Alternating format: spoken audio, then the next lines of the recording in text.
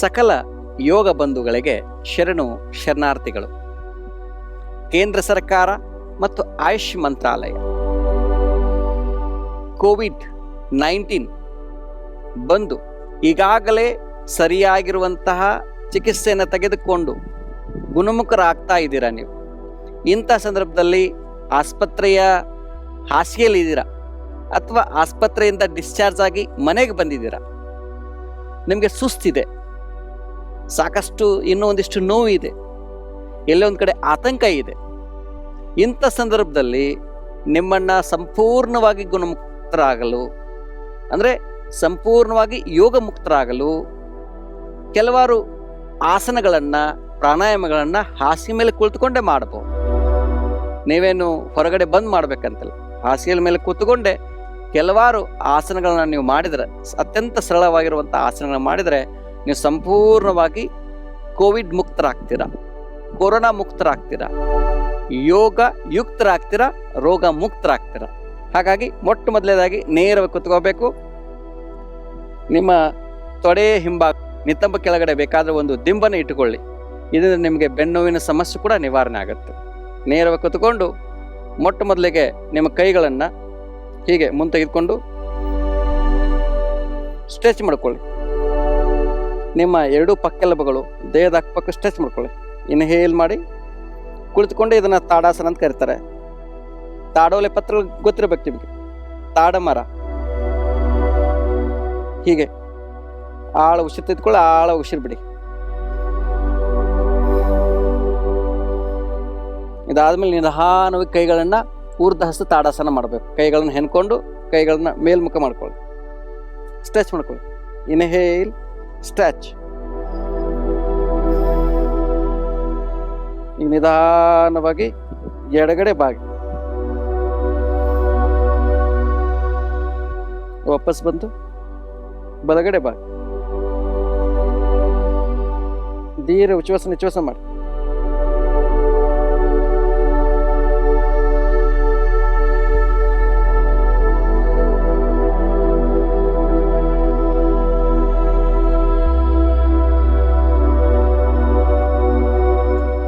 ವಾಪಸ್ ರಿಲ್ಯಾಕ್ಸ್ ಆಗಿ.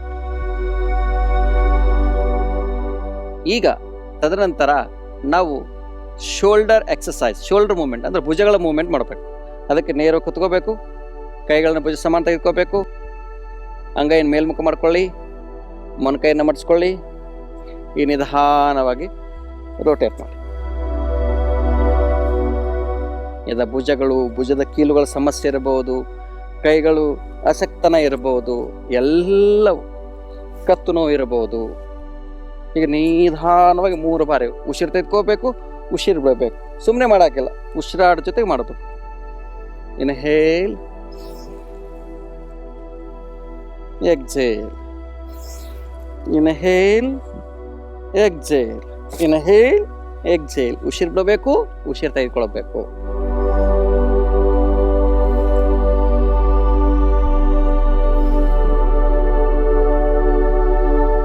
ರಿಲ್ಯಾಕ್ಸ್. ಕಡಿಮೆ ಅಂದರೆ 3 ಬಾರಿ ಮಾಡಬೇಕು. ಇದರಿಂದ ನಿಮ್ಮ ಶ್ವಾಸಕೋಶಗಳು ಬಲಿಷ್ಠ ಆಗ್ತಾ ಹೋಗ್ತವೆ. ಈಗ ನಿಧಾನವಾಗಿ ಕೈಗಳನ್ನು ಭುಜ ಸಮಾನ ತೆಗೆದುಕೊಳ್ಳಿ, ಕೈಗಳನ್ನು ಹೀಗೆ ಎಕ್ಸಿ ಸೆಂಟರ್ ಬರಬೇಕು. ಈಗ ಟ್ವಿಸ್ಟ್ ಮಾಡು, ಸಿಂಪಲ್. ಎಕ್ಸೇಲ್ ಮಾಡಬೇಕು, ಇನ್ಹೇಲ್ ಮಾಡಬೇಕು.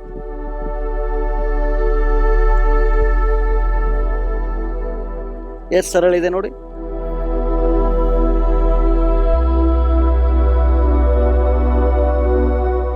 ಎಷ್ಟು ಸಾಧ್ಯ ಅಷ್ಟು ಟ್ವಿಸ್ಟ್ ಮಾಡಿ, ಯಾವುದೇ ರೀತಿ ಒತ್ತಡ ಹಾಕ್ಲಿಕ್ಕೆ ಹೋಗ್ಬೇಡಿ. ರಿಲ್ಯಾಕ್ಸ್. ಇದಾದ್ಮೇಲೆ ನಾವು ನಿಧಾನವಾಗಿ ವಜ್ರಾಸನಕ್ಕೆ ಬರಬೇಕು. ವಜ್ರಾಸನ. ಈಗ ವಜ್ರಾಸನದಿಂದ ನಿಧಾನವಾಗಿ ನಾವು ಮೊಣಕಾಲ ಮೇಲೆ ನಿಂತ್ಕೋಬೇಕು. ಕೈಗಳನ್ನು ಸ್ವಲ್ಪ ಮೊಣಕಾಲ ನಡುವೆ ಗ್ಯಾಪ್ ಇಟ್ಕೊಳ್ಳಿ, ಪಾದಗಳು ನೆಲಕ್ಕೆ ಒತ್ತಿ, ಕೈಗಳನ್ನು ಹಿಂದೆ ಇಟ್ಕೊಳ್ಳಿ. ಹೀಗೆ ಈಗ ನಾವು ಉಷ್ಟ್ರಾಸನವನ್ನು ಮಾಡೋದು. ಉಷ್ಟ್ರಾಸನ ಅಂತಂದರೆ ಒಂಟೆ ಆಸನ, ಅರ್ಧ ಉಷ್ಟ್ರಾಸನ. ನಿಧಾನವಾಗಿ ಹಿಂದ್ಗಡೆ ಬಾಗಿ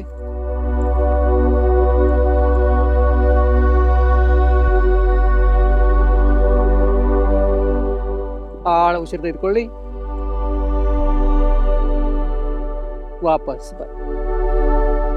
ವಾಪಸ್ ಬಂದು ನಿಧಾನವಾಗಿ ಪುನಃ ವಜ್ರಾಸನಕ್ಕೆ ಬನ್ನಿ.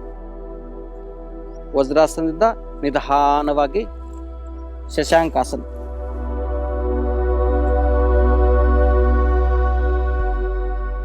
ಶಶಾಂಕಾಸನದಿಂದ ಸ್ವಲ್ಪ ನೀವು ಮೊಣಕಾಲುಗಳನ್ನು ಅಗಲಿಸಿ ಮಂಡುಕಾಸನ ಮಾಡಿ. ಕಪ್ಪೆ ಆಸನ.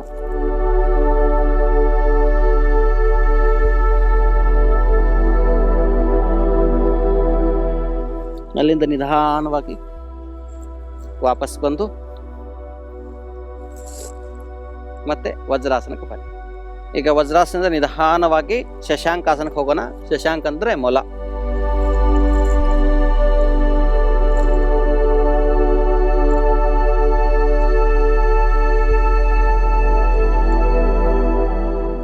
ದೀರ್ಘ ಉಚ್ಛ್ವಾಸ ನಿಶ್ವಾಸ ಮಾಡಿ.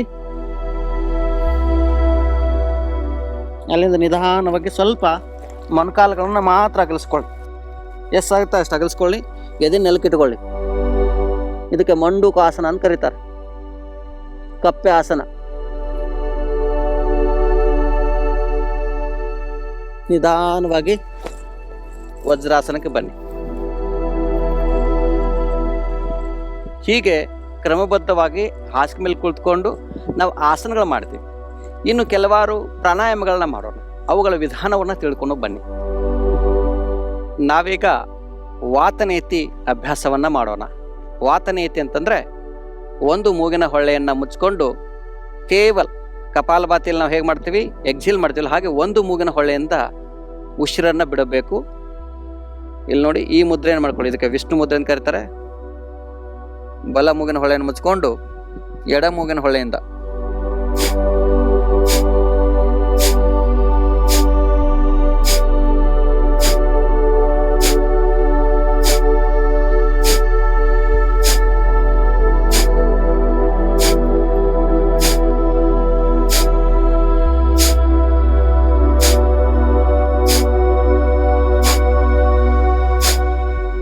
ತದನಂತರ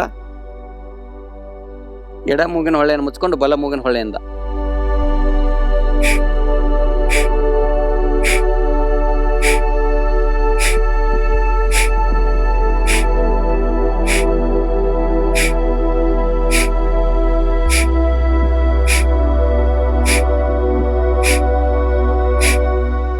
ಇದನ್ನ 2 ರಿಂದ 3 ರೌಂಡ್, ಒಂದು ಬಾರಿಗೆ 10 ರಿಂದ 15 ಬಾರಿ ಎಕ್ಸಲೇಷನ್ ಮಾಡಿ ಅದನ್ನ ರಿಪೀಟ್ ಮಾಡ್ತಾ ಹೋಗಿ 2 ರಿಂದ 3 ಬಾರಿ. ಸಿಂಪಲ್ ಇದೆ, ಭಾಳ ಕಷ್ಟ ಇಲ್ಲ.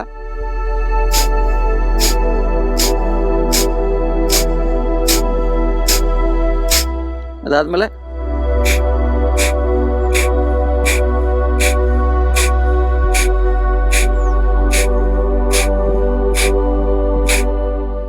ನಿಮ್ಮ ನಾಸಿಕಗಳು ಬಹಳ ಕ್ರಿಯಾಶೀಲವಾಗ್ತಾವೆ. ನಾಸಿಕಾಗ್ರ ಒಳಭಾಗದಲ್ಲಿ ಕೂದಲುಗಳಿರ್ತವೆ, ಅವುಗಳ ಸಿಲಿಯ ಅಂತ ಕರೀತಾರೆ. ಒಂಥರ ಕಸಬರೆ ಕೆಲಸವನ್ನ ಮಾಡ್ತಾ ಇರ್ತವೆ. ಯಾವುದೇ ಡಸ್ಟು ಅಲರ್ಜಿ ಆಗದಾಗೆ ನೋಡ್ಕೊತಾವೆ. ಯಾವುದೇ ವೈರಸ್ಸು ಮೂಗಿನ ಒಳಭಾಗದಿಂದ ನಮ್ಮ ಶ್ವಾಸಕೋಶಗಳಿಗೆ ಹೋಗದ ಹಾಗೆ ನೋಡ್ತಾವೆ. ಅದಕ್ಕೆ ಅವುಗಳ ಪ್ಯೂರಿಫೈಯರ್ ಅಂತ ಕರೀತಾರೆ. CLIA ಅಂತ ಕರೀತಾರೆ, ಸಿಲಿಯಾ ಅಂತ. ಅಂದ್ರೆ ಮೂಗಿನ ಹೊಳ್ಳೆಯನ್ನ ಸ್ವಚ್ಛಗೊಳಿಸ್ತಾ ಇರ್ತಾವೆ ನಿರಂತರವಾಗಿ. ಹಾಗಾಗಿ ಈ ವಾತನೀತಿ ಮಾಡೋದ್ರಿಂದ ಅವುಗಳು ಸಕ್ರಿಯವಾಗ್ತವೆ. ಈಗ ನಾವು ಮತ್ತೊಂದು ಮಾಡುವಂಥ ಪ್ರಾಣಾಯಾಮ ಕಪಾಲಭಾತಿ. ಕಪಾಲ ಅಂತಂದ್ರೆ ಮೆದುಳು, ಭಾತಿ ಅಂದ್ರೆ ಬೆಳಕು. ಮೆದುಳಿಗೆ ಬೆಳಕನ್ನು ಕೊಡುವಂಥ ಕ್ರಿಯೆಗೆ ಕಪಾಲಭಾತಿ ಕ್ರಿಯೆ ಅಂತ ಕರೀತಾರೆ. ಇಲ್ಲಿ ನಾವು ಕೇವಲ ಒಂದು ಸಲ ಆಳ ಉಸಿರು ತೆಗೆದುಕೊಂಡು ಕೇವಲ ಉಸಿರನ್ನ ಬಿಡಬೇಕು. ಹೇಗೆ? ನೇರ ಕುತ್ಕೊಳ್ಳಿ. ನಿಮ್ಗೆ ಇಷ್ಟವಾಗಿರುವಂಥ ಸುಖಾಸನದಲ್ಲಿ, ಈಗಾಗಲೇ ನೀವು ಬೆಡ್ ಮೇಲೆ ಕುತ್ಕೊಂಡಿದ್ದೀರಾ, ಹೀಗೆ ಕುತ್ಕೊಂಡು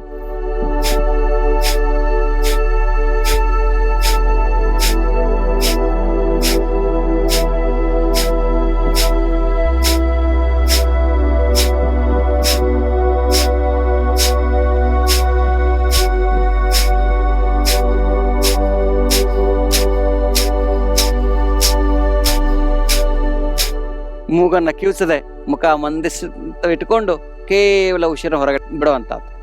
ಆಕ್ಟಿವ್ ಎಕ್ಸಲೇಷನ್, ಪ್ಯಾಸಿವ್ ಇನಲೇಷನ್.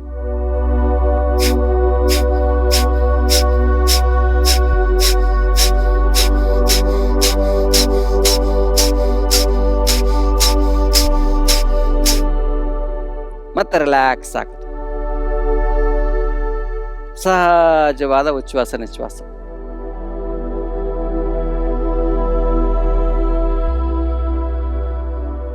ಇದಾದ ನಂತರ ಡೀಪ್ ಬ್ರೀದಿಂಗ್ ಅಂದ್ರೆ ಇಡೀ ದೇಹದ ತಲೆಯಿಂದ ಕಾಲು ಬೆರಳಿನವರೆಗೂ ಉಸಿರಾಡೋದನ್ನು ಕಲ್ತ್ಕೋಬೇಕು. ನೇರ ಕೂತ್ಕೊಳ್ಳಿ.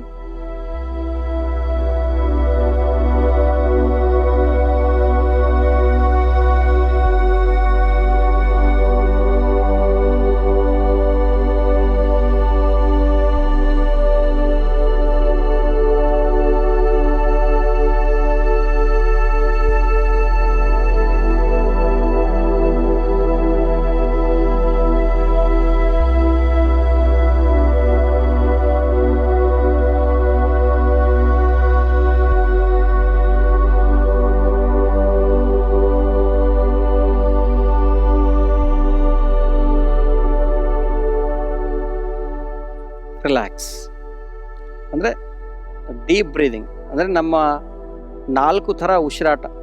ಒಂದು ಅಬ್ಡೊಮಿನಲ್, ಚೆಸ್ಟ್, ಕ್ಲಾವಿಕಲ್ ಬ್ರೀದಿಂಗ್ ಮತ್ತು ಯೋಗಿಕ್ ಬ್ರೀದಿಂಗ್. ಇದನ್ನು ಪ್ರತಿನಿತ್ಯ ಅಭ್ಯಾಸ ಮಾಡಬೇಕು.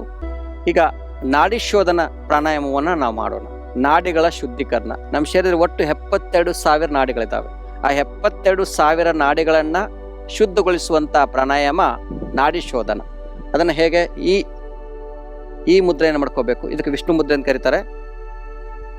ಆಳ ಉಸಿರು ತೆಗೆದುಕೊಂಡು ಎಡ ಮೂಗಿನ ಹೊಳೆಯನ್ನು ಮುಚ್ಚಿಕೊಂಡು ಒಂದು ಮೂಗಿನ ಹೊಳೆಯಿಂದ ಉಸಿರು ಬಿಟ್ಟು ಅದೇ ಮೂಗಿನ ಹೊಳೆಯಿಂದ ಉಸಿರು ತೆಗೆದುಕೊಳ್ಬೇಕು. ಆ ಮೂಗಿನ ಹೊಳೆಯನ್ನು ಮುಚ್ಚಿಕೊಂಡು ಇನ್ನೊಂದು ಮೂಗಿನ ಹೊಳೆಯಿಂದ ಉಸಿರು ಬಿಡಬೇಕು. ಅದರಿಂದನೇ ನಾವು ದೀರ್ಘ ಉಚ್ಛ್ವಾಸ ನಿಶ್ವಾಸ ಮಾಡಬೇಕು.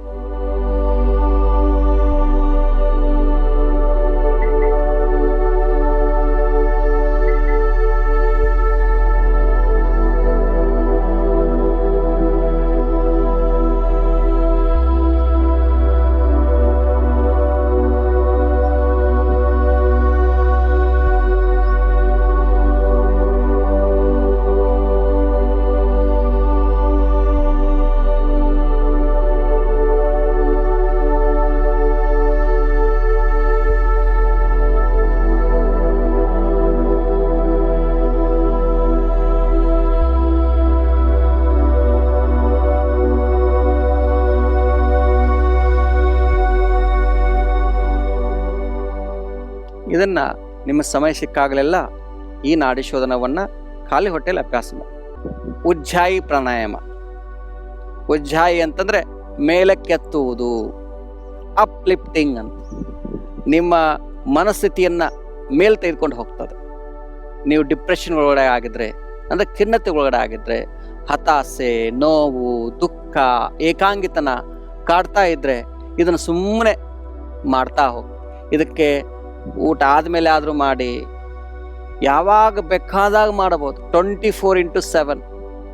ರಾತ್ರಿ ಒಮ್ಮೆಲೆ ಭಯ ಆತಂಕ ಆಡ್ತದ, ಆವಾಗ ಹಾಸಿ ಮೇಲೆ ಕೂತ್ಕೊಂಡು ಮನಸ್ಸನ್ನು ಕಂಠಸ್ಥಾನದಲ್ಲಿ ಇಟ್ಟುಕೊಂಡು ಅಲ್ಲಿ, ಯಾಕಂದರೆ ಈ ಕಂಠಸ್ಥಾನ ಇದೆಲ್ಲ ಇಲ್ಲಿ ಅನ್ನನಾಳ ಮತ್ತು ಶ್ವಾಸನಾಳಗಳು ಅಂದ್ರೆ ನಮ್ಮ ಟ್ರ್ಯಾಕಿಯ ಮತ್ತು ಈಸೋಫಿಗಸ್ ಎರಡು ನಾಳಗಳು. ಒಂದು ಅನ್ನನಾಳ ಮತ್ತು ಶ್ವಾಸನ ಎರಡೂ ಇಲ್ಲೇನೆ ಹೋಗ್ತಾವೆ. ಇಲ್ಲೊಂದು ಎಪಿಗ್ಲಾಟಿಸ್ ಅಂತಿದೆ, ಅಂದರೆ ಒಂದು ಮುಚ್ಚಳಿಕೆ ಇದೆ. ನಾವು ಬಾಯಿ ತೆಗೆದ ತಕ್ಷಣ ಆ ಮುಚ್ಚಳಿಕೆ ನಾಸಿಕಾಗದ ಮೇಲೆ ಅಂದರೆ ಶ್ವಾಸನಾಳ ಮೇಲೆ ಕೂತ್ಕೊಂತದೆ. ನಾವು ಮೂಗು ತೆಗೆದ ತಕ್ಷಣ ಅದು ಅನ್ನನಾಳ ಮೇಲೆ ಕೂತ್ಕೊಂತದೆ. ಅಂದರೆ ಗಾಳಿ ಶ್ವಾಸಕೋಶಕ್ಕೆ ಹೋಗ್ಬೇಕು ವಿನ ನಾಭಿಗೆ ಹೋಗಬಾರ್ದು. ಆಹಾರ ಅದು ನಾಭಿಗೆ ಹೋಗ್ಬೇಕನ ಶ್ವಾಸಕೋಶಕ್ಕೆ ಹೋಗಬಾರ್ದು. ಆದರೆ ಒಂದೊಂದ್ಸಲ ನಿಮ್ಮ ಗಂಟ್ಲು ಹಿಡ್ಕೊತೈತೆ ನೋಡಿ. ಅದಕ್ಕಾಗಿ ಮನಸ್ಸನ್ನು ಈ ಭಾಗದಲ್ಲಿ ತೆಗೆದುಕೊಂಡು ಬಂದು ಅಲ್ಲಿ ಸಣ್ಣ ಮಕ್ಕಳು ಗೊರಕೆಯ ಶಬ್ದ ಹಾಕಿ ಹೇಳಿದ ಹಾಗೆ ನೀವು ಮನಸ್ಸನ್ನು ಅಲ್ಲಿ ಕೊಟ್ಟುಕೊಂಡು ಕೇಳ್ತಾ ಹೋಗ್ಬೇಕು.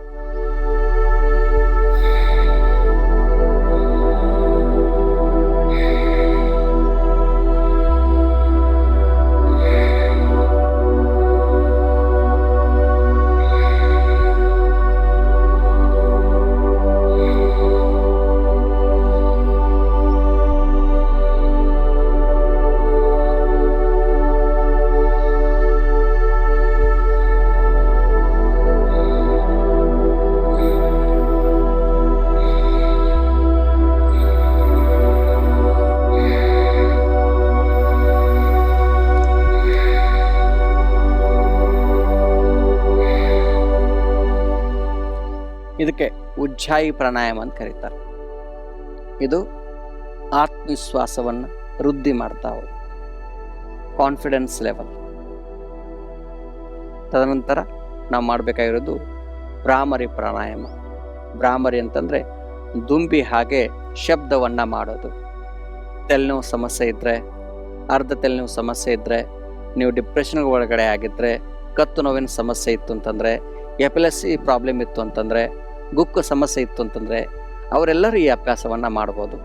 ಜೊತೆ ಪೋಸ್ಟ್ ಕೋವಿಡ್ ಪೇಷಂಟ್ಸ್ಗಳು ಪ್ರತಿನಿತ್ಯ ಅಭ್ಯಾಸ ಮಾಡಿ ಕೈಗಳನ್ನು ಹೀಗೆ ತೆಗೆದುಕೊಂಡು ಕಣ್ಣುಗಳನ್ನು ಮುಚ್ಕೊಳ್ಳಿ. ಉಂಗುರ ಬೆರಳು, ಮಧ್ಯಮ ಬೆರಳು, ಕಿರು ಬೆರಳು ಅಲ್ಲಿಟ್ಕೊಂಡು ತೋರು ಬೆರಳನ್ನು ಹುಬ್ಬ ಮೇಲೆ ಇಟ್ಕೊಳ್ಳಿ. ಈ ಹೆಬ್ಬೆಳಿಂದ ಕಿವಿಗಳನ್ನು ಮುಚ್ಕೊಂಡು ದುಂಬಿಯ ರೀತಿ ಶಬ್ದ ಮಾಡೋದು.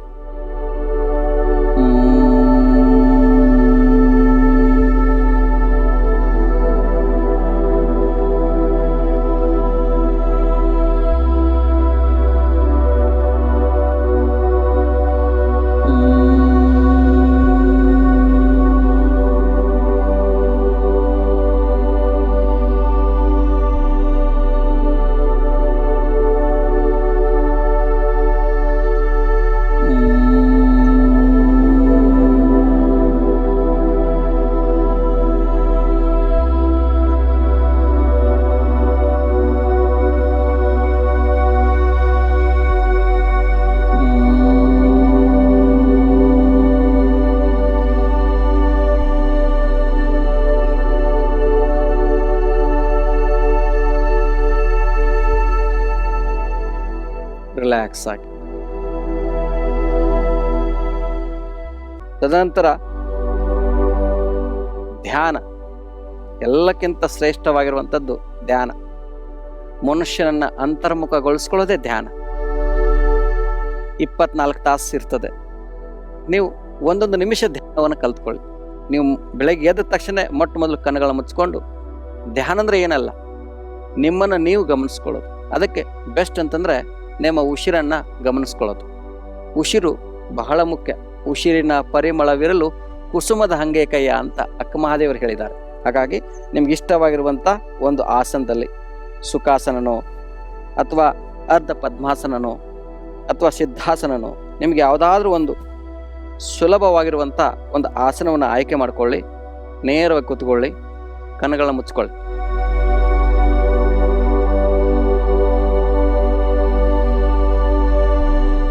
ತಲೆ, ಕುತ್ತಿಗೆ, ಬೆನ್ನುಹುರಿ ನೇರವಾಗಿರಲಿ.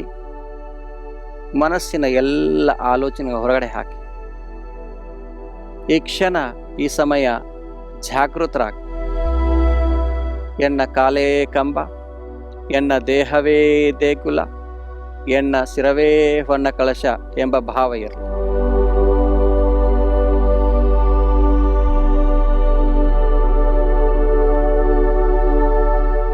ನಿಧಾನವಾಗಿ ಮನಸ್ಸನ್ನು ನಿಮ್ಮ ಉಸಿರಾಟದ ಗತಿ ಕಡೆಗೆ ತೆಗೆದುಕೊಂಡು ಬನ್ನಿ. ಉಸಿರಾಟದ ಗತಿಯನ್ನು ಗಮನಿಸ್ತಾ ಹೋಗಿ.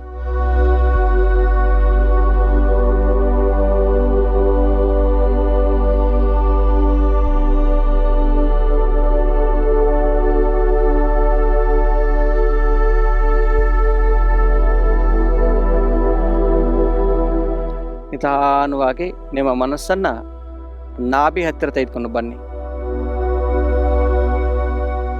ನಾಭಿಯ ಏರಿಳಿತವನ್ನು ಗಮನಿಸಿ. ಉಸಿರು ತೆಗೆದುಕೊಂಡಾಗ ನಾಭಿ ಮೇಲೇ ಇರುವುದು, ಉಸಿರು ಬಿಟ್ಟಾಗ ನಾಭಿ ಒಳಗಡೆ ಹೋಗುವುದು. Observe the expanding and contracting of your stomach and naval area.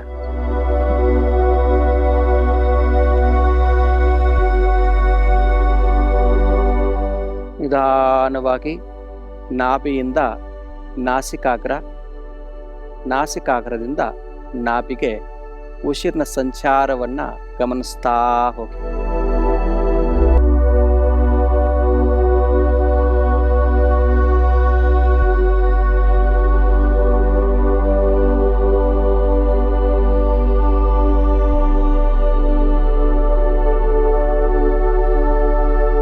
ಈಗ ಮನಸ್ಸನ್ನು ನಿಮ್ಮ ನಾಸಿಕಾಗ್ರ ಹತ್ತಿರ ತೆಗೆದುಕೊಂಡು ಬನ್ನಿ.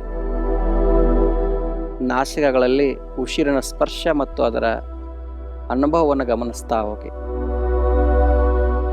Feel the flow and touch of the breath in your nostrils.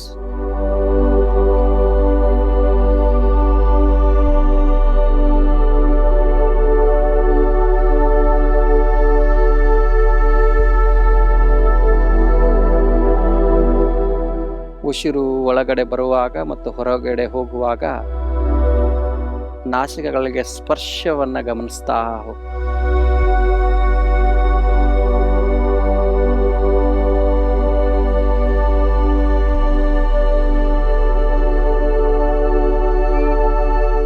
ನಿಧಾನವಾಗಿ, ಆಳವಾಗಿ, ದೀರ್ಘವಾಗಿ ಉಚ್ಛ್ವಾಸ ನಿಶ್ವಾಸವನ್ನು ನಿಮ್ಮ ನಾಸಿಕಗಳಿಗೆ ಗಮನಿಸ್ತಾ ಹೋಗಿ.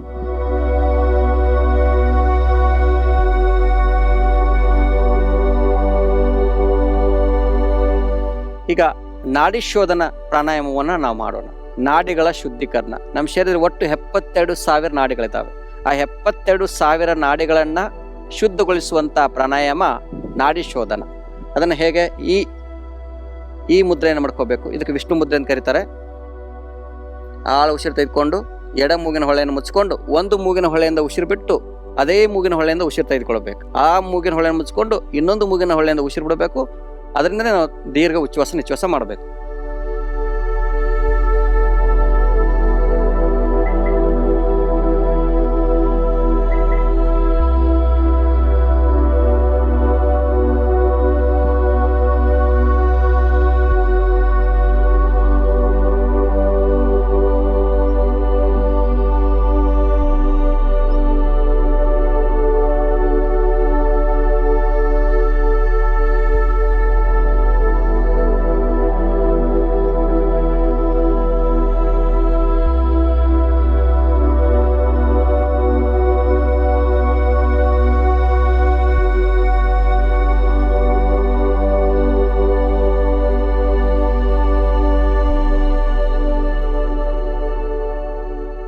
ಇದನ್ನು ನಿಮ್ಮ ಸಮಯ ಸಿಕ್ಕಾಗಲೆಲ್ಲ ಈ ನಾಡಿ ಶೋಧನವನ್ನು ಖಾಲಿ ಹೊಟ್ಟೆಯಲ್ಲಿ ಅಭ್ಯಾಸ ಮಾಡಿ.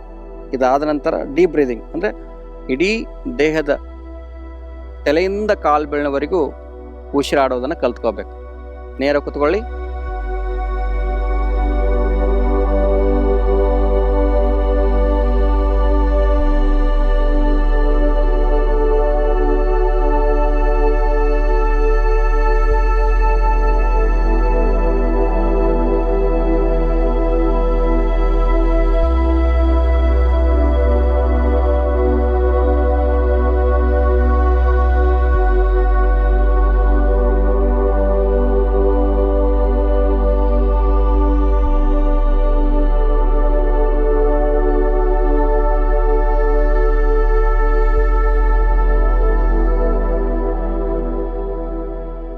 ರಿಲ್ಯಾಕ್ಸ್ ಅಂದರೆ ಡೀಪ್ ಬ್ರೀದಿಂಗ್ ಅಂದರೆ ನಮ್ಮ 4 ಥರ ಉಸಿರಾಟ.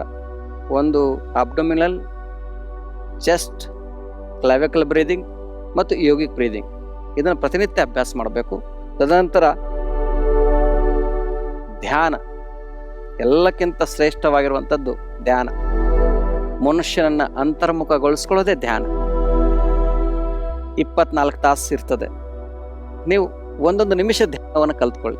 ನೀವು ಬೆಳಗ್ಗೆ ಎದ್ದ ತಕ್ಷಣ ಮೊಟ್ಟ ಮೊದಲು ಕಣ್ಣುಗಳನ್ನು ಮುಚ್ಕೊಂಡು, ಧ್ಯಾನ ಅಂದರೆ ಏನಲ್ಲ, ನಿಮ್ಮನ್ನು ನೀವು ಗಮನಿಸ್ಕೊಳ್ಳೋದು. ಅದಕ್ಕೆ ಬೆಸ್ಟ್ ಅಂತಂದರೆ ನಿಮ್ಮ ಉಸಿರನ್ನು ಗಮನಿಸ್ಕೊಳ್ಳೋದು. ಉಸಿರು ಬಹಳ ಮುಖ್ಯ.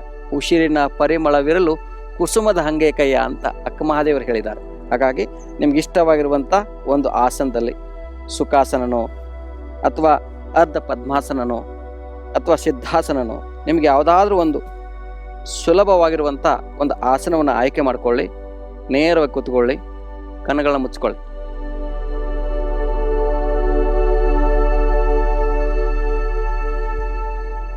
ತಲೆ, ಕುತ್ತಿಗೆ, ಬೆನ್ನುಹುರಿ ನೇರವಾಗಿರಲಿ.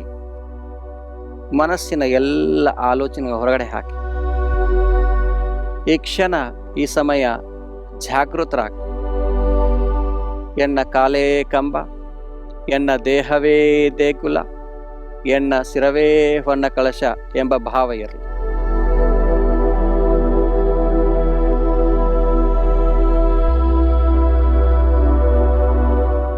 ನಿಧಾನವಾಗಿ ಮನಸ್ಸನ್ನು ನಿಮ್ಮ ಉಸಿರಾಟದ ಗತಿ ಕಡೆಗೆ ತೆಗೆದುಕೊಂಡು ಬನ್ನಿ.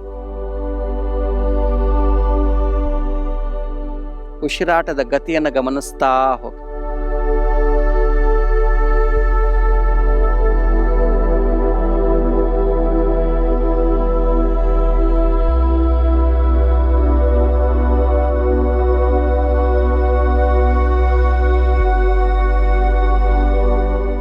ನಿಧಾನವಾಗಿ ನಿಮ್ಮ ಮನಸ್ಸನ್ನು ನಾಭಿ ಹತ್ತಿರ ತೆಗೆದುಕೊಂಡು ಬನ್ನಿ.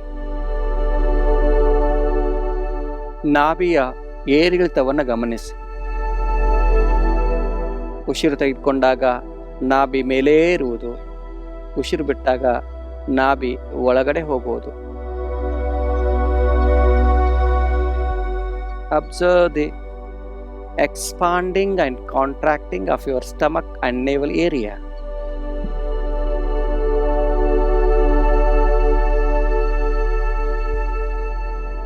ನಿಧಾನವಾಗಿ ನಾಭಿಯಿಂದ ನಾಸಿಕಾಗ್ರ, ನಾಸಿಕಾಗ್ರದಿಂದ ನಾಭಿಗೆ ಉಸಿರಿನ ಸಂಚಾರವನ್ನು ಗಮನಿಸ್ತಾ ಹೋಗಿ.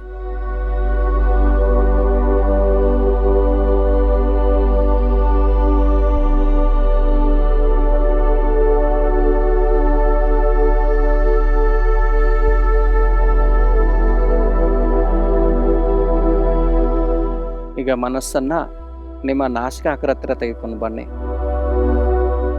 ನಾಸಿಕಗಳಲ್ಲಿ ಉಸಿರಿನ ಸ್ಪರ್ಶ ಮತ್ತು ಅದರ ಅನುಭವವನ್ನು ಗಮನಿಸ್ತಾ ಹೋಗಿ. Feel the flow and touch of the breath in your nostrils.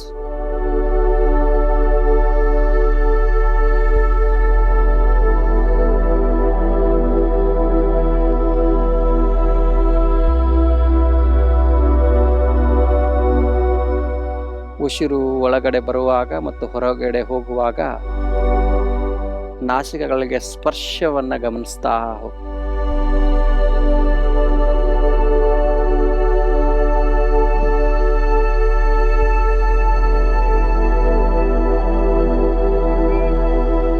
ನಿಧಾನವಾಗಿ ಆಳವಾಗಿ ದೀರ್ಘವಾಗಿ ಉಚ್ಛ್ವಾಸ ನಿಶ್ವಾಸವನ್ನು ನಿಮ್ಮ ನಾಸಿಕಗಳಿಗೆ ಗಮನಿಸ್ತಾ ಹೋಗಿ.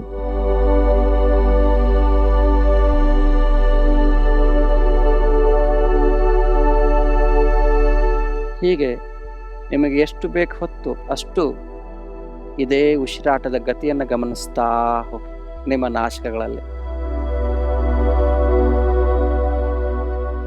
ನಿಧಾನವಾಗಿ ಕೈಗಳನ್ನು ಹೃದಯ ಸ್ಥಾನಕ್ಕೆ ತೆಗೆದುಕೊಂಡು ಬನ್ನಿ. ನಮಸ್ಕಾರ ಮುದ್ರೆಯನ್ನು ಮಾಡಿಕೊಳ್ಳಿ. ಒಂದು ಬಾರಿ ಓಂಕಾರವನ್ನು ಹೇಳೋಣ.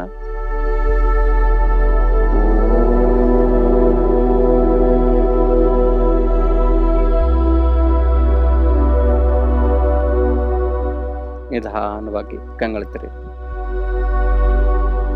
ಸರ್ವರಿಗೆ ಶರಣು ಶರಣಾರ್ಥಿಗಳು.